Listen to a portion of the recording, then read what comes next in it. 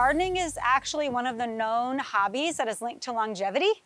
And it's probably, some of it is physical, where it's an active hobby. You're hauling mulch, you're hauling soil, you're up and weeding and bending and getting up off the ground. So I love that about it because I'm really passionate about health and promoting health as part of my job as a physician. And I also think it also just incorporates hope. You have to wait for the next season, and you're also always learning, which has a lot of cognitive benefits. So originally the home had pretty basic, very narrow beds that we expanded just in front of the house. And then we expanded them a little bit more so I could get a little bit more depth. Yeah.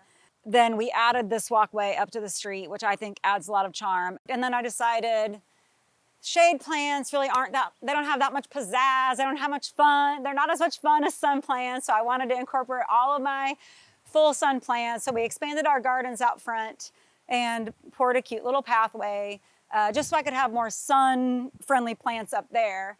And then this just kind of exploded back here in various stages over the past 5 years. We love our evergreens because that gives us year-round interest. And then we also just really love our hydrangeas. And so we've expanded our hydrangea hedge with a lot of Incrediballs and several standard hydrangeas. I really love ferns. I really love boxwoods. I do love Japanese maples. I mean, who wouldn't? They're just so beautiful. Sometimes if something's not doing well, I just move it somewhere else to see if it likes it there better. And then I also have learned the hard way to try to group plants together that either like to be dry or like to be wet. We spend a lot of time around the water feature, of course, and he would have it very heavy with like dragons and things like that. So I have to scale him, rein him in a little bit, because I like my bird fountains and my bird bath. The koi fish itself represents strength and perseverance. There's the great story of the koi that swims up the waterfall and then turns into the dragon. And it's built into the Japanese culture. It's been about a 3 or 4 year journey. Initially, I just got regular domestic fish, but then I started learning about it. And so this pond currently has 120 fish. There are 80 different color combinations of koi, and I have collected 50 of the unique color combinations, and I have duplicates of the ones I really like. Kohaku is the great one, the red and white. There's a Showa with a multicolored one. There's the Hi Utsuri, which is my favorite, the black and orange, which is pistol pink. Go Pets!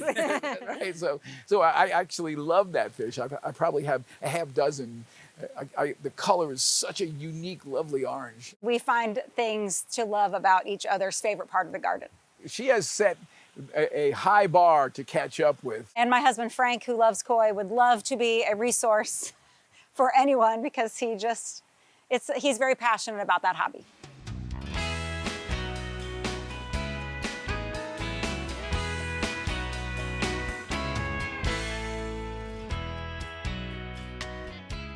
We hope you enjoyed this video as part of our Oklahoma Gardening YouTube channel.